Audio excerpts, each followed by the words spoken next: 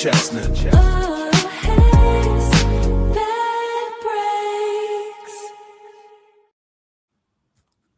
Hey everybody, welcome back. We're doing things a little different today for the podcast. I had some scheduling things and really wanted to get today's guest on the podcast. So we're recording this earlier in the day. Hi, later in the day, Buster. Nice to see you again. But anyway, so I've known this man since we were kids. We grew up, my grandma lived down the street from him. We spent many days playing sports, riding bikes, playing video games, trading sports cards, if I do remember. Yep. And I'm just going to get into the questions, all right? Do you mind? By the way, our guest today, his name is Ryan McGraw. So everybody in the bar, just give a clap for Ryan here. So Ryan, it's been a minute. I think we lost touch about 8th grade. So let's rewind the tape back to those backyard football days. What is one lucky break or a favorite memory that makes you smile today from back when we were kids? Man. I think that, well, first off, thank you for having me on. It's great to reconnect with you. I know that, it's crazy to think that it's been 35 years, 30 years almost. So thank you for that. But, you kind of already said it. We used to, I remember coming over to your grandparents' house and playing basketball out there on your garage.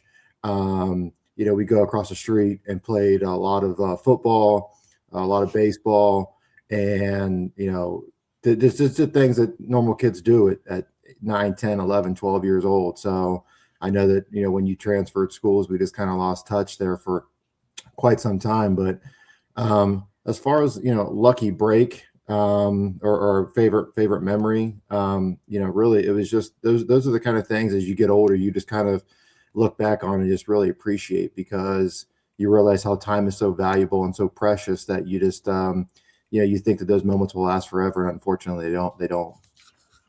Yeah, that is some truth there for sure. We were discussing before we went live, but I was reminded of one of the lesser breaks of a memory. We were playing baseball one day, before the game, we're warming up, and my man Ryan here had a hell of an arm, but he pitched a little too fast for what I was ready to deal with that day, and I caught a fastball off the tip of the glove, right in my lip. Left some stitches that day. Yeah, I still remember that. That was quite the moment.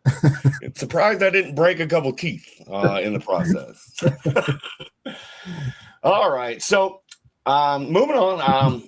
I moved away. We lost touch, as we mentioned. But you kept grinding. Eventually, you went on to play football at Walsh College. So, going from that backyard sandlot type game, that included such plays as the infamous oh shit play, which basically was just a super complicated flea flicker. But it was fun for, 11, 12-year-olds to just yell, oh shit, on the lawn of a prestigious country club.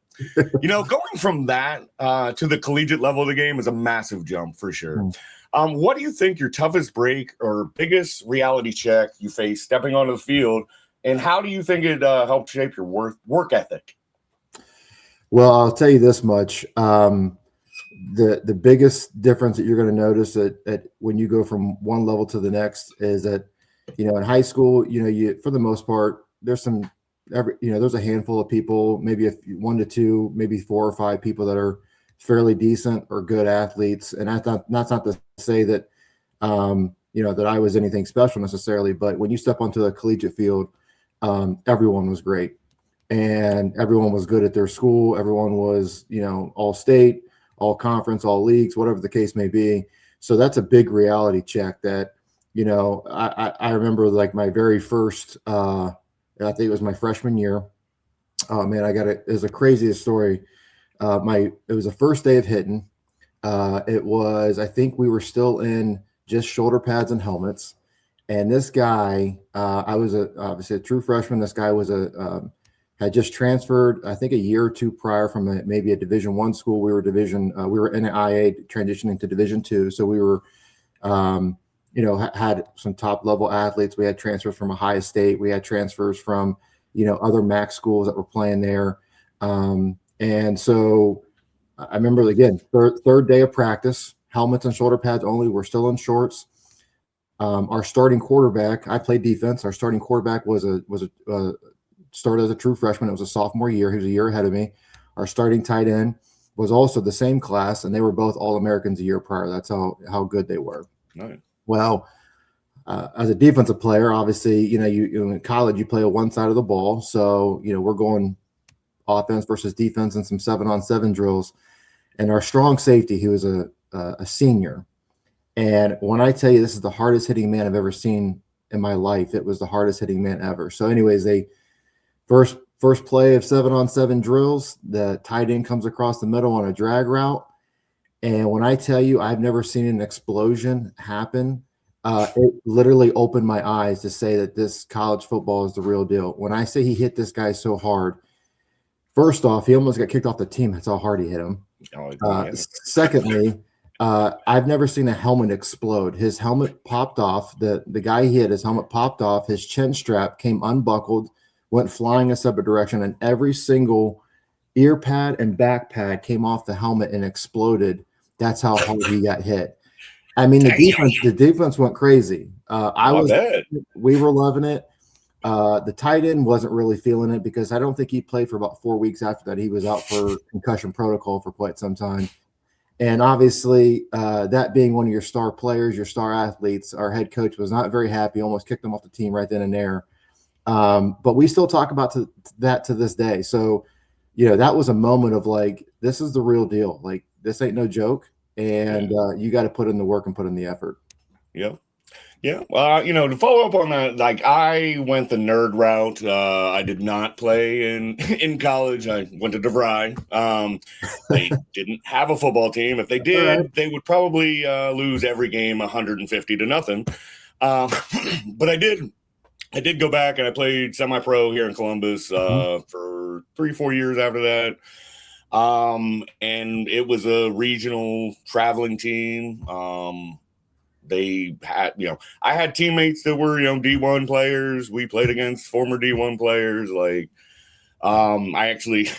my career basically was over or ended by one of my own teammates. It was a busted play, running back, kind of was coming at me. He was about 250. And then our defensive end, who was he failed out of Kentucky. All right, he was highly recruited for Kentucky. This dude was 6'7", 350. All right, big, massive dude. So both those players came. The force of 600, 700 pounds on my shoulder. Yeah, it was like a grade 3 separation. One of those moments where you're on the field and you're just like, I can't feel my arm. Get me off of this field right now. Yeah. And, when I got off the field and had me on the trainer's table,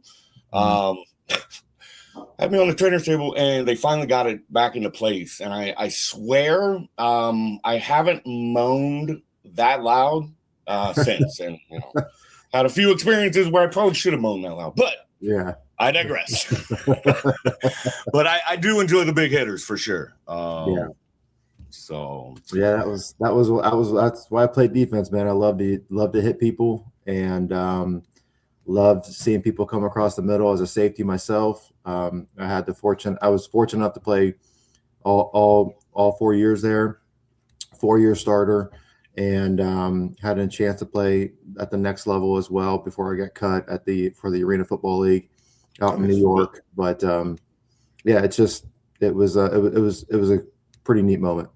Nice. Well, dude, I love the sport. I still do. I mean, it definitely may have rattled some things loose up here, but whatever. Hey, that's the truth right there. Yep. But all right, so moving on, our little football chit chat took a little longer than I thought, so I apologize. All right, so since college, you've grown up, become a father. I know you're a deeply spiritual guy. You've hosted your own podcast, One Unsilenced Voice, where you talk a lot about resilience and fatherhood. When you face life's inevitable bad breaks, how do your faith and your role as a dad help you hit the reset button and just keep moving forward? Yeah, well, I mean, I obviously know that this is more of a, I know that you're in the comedy space, so I try not to be too, too kind of downer with this or too into the, spiritual realm of this. But, for me, in anything in life, it's first and foremost, I put God first.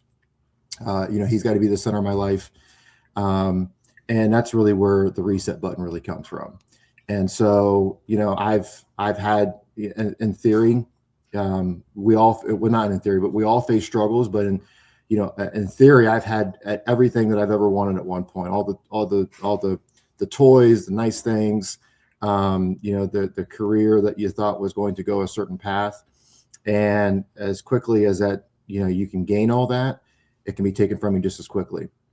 And so, for me, the only thing that was constant through the highs and the lows, specifically the lows, was my Lord and Savior Jesus Christ. So, saying that, when you are faced with tough trials, tough situations, or even when you think that you have it all and you are, at a point where everything is great and perfect, you got to give thanks to Jesus and give thanks to Him, to hopefully keep you rooted and grounded. But at the end of the day, God is the one person that can also navigate you through those storms as well. And spirituality, religion, not something I normally, dive too much into. I am kind of a spiritual guy. Yeah. I feel like a lot of, religion, just, I don't know. But spirituality, I get you for sure. Got to believe in something, right? Right? All right. That was mainly a question to the audience. Okay. So moving on. Let's talk. All right. Sorry, Josh, you there? Yep. Can you hear me? Oh, sorry. Yeah, it froze up, good. so I apologize. Good. Okay. So moving on, let's talk about age 42. A lot of guys our age, I'm 43. Are you 43 yet? I'll be 43 in a few months. All right. So anyway, most of the guys our age, they're buying recliners, complaining about their knees when it rains, and this guy included. But you decided to get your body back into prime shape and step into the boxing ring. What was the catalyst that made you start dodging punches for fun? And how did that lead to, the breakthrough of actually winning a belt and fighting in the USA Masters boxing circuit? As you know, Josh, I've always been competitive. Obviously we go back all the way from, as we mentioned earlier, little kids to high school ball. And obviously I had the opportunity to play past that. So I've always been competitive and always worked, out my whole life. And so, you hit a certain point in for me, I hit a certain point in age where I was, just getting ready to turn 40 and, had done competitive bodybuilding at one point, played obviously at a high level at one point. And I just wanted to do something different. Like, I really want to try to stay young forever. I know it's impossible. We all get old, but I want to stay as young as I can forever. And if I could figure out if there was something I could take to stay at a certain age for the rest of my life, I'd probably do it. And so I just wanted to test my mind, my body, to go to push it to limits that it's never been pushed before. And I wish I would have found boxing earlier in life, because it's probably one of the best workouts, if not the best workout, not only physically but mentally as well, because it's one of those sports where you can never master. There's every time you step in the ring, 99% of the time, either you're better than that person, which is going to help the other person. When I'm talking about like sparring or you're going through your practice or whatever, or the other person is better, which is going to push you. And so, again, I just hit 40 and I have always had this rush, always been a big fan of UFC and boxing. And I always wanted to feel that rush of what it felt like to walk into a ring and walk out victorious and have the whole crowd rooting for you. And there's no one else that you can rely on. I mean, obviously boxing is a one-man sport and there's no one there to help you. And so it was all on me. I can't rely on teammates, can't rely on other people. Obviously I got coaches helping me, but at the end of the day, when I step in that ring, all that goes to the wayside and it's just me. And so that was what it was about, to try something different, try something new. And, at that time as well, I was also going through some very tough personal matters. And so it allowed me to kind of clear my mind, focus on something that I could put 100% effort into, and, started fighting and started getting into the ring and took on my first match 6 months after I started, won that, and then just kind of started piling up matches after that. And now I've had 5 total. I took on my first fight when I was 41. So I started training a little after 40, took on my first fight when I was 41. And then within that whole year, I fought 5 times and I've won 3 belts. One out in Fostoria, out in the Toledo area, one locally in the Canton show. And then I won the National Masters Boxing Tournament out in Las Vegas in February. Nice. Well, congrats, man. It seems like it's working out. And, sometimes we just need an outlet to get some of life's stressors out. I'm glad you found that in boxing and not, just street fighting some dudes. Yeah. Well, hey, I'll say this. I actually, believe it or not, I love Jake Paul. I think he's done great for the sport. Great for just bringing a lot of eyeballs back on boxing. But, hopefully one day he notices me. I'm at the age where he's, got a lot of guys he fights are in their 40s anyway. So I'm looking for that big payday, Jake, if you want to fight me. Well, I mean, let's work on that. Let's work on that. I do have a couple of connections. You said you were a UFC fan. I got a fun special guest coming up here in a couple of weeks. Got to get the T's crossed and I's dotted. So, right. But stay tuned, man.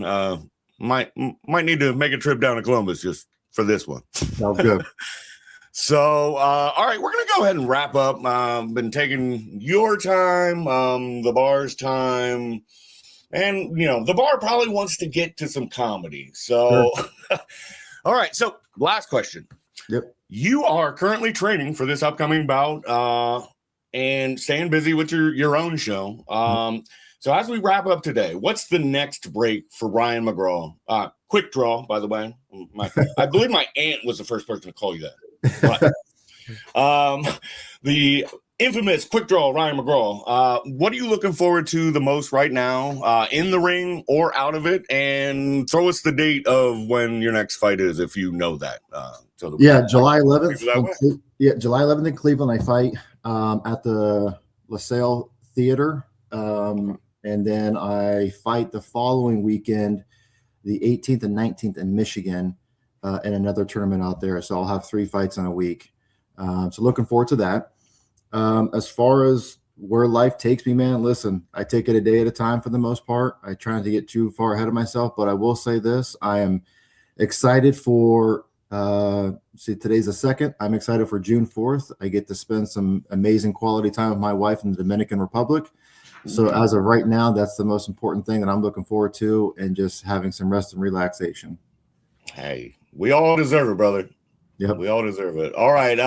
Thank you again for being on here. It was nice to touch base, and hopefully we stay connected this time. Absolutely, man. It was awesome. Thank you for having me. You're doing awesome things, brother. So I'm glad to hear all as well. All right. Thank you, man. I'm going to go ahead and wrap up this recording. Stay with us, please. Sounds good. What up, everybody? Let's go! Flipping through the packs, chasing down that 101, yeah. Searching for the grail till the morning sun comes. Buster! Hit that monster pull, an impossible play. Change the whole damn game in a major way. We hit that monster pull, an impossible play. Change the whole damn game in a major way. Whoa!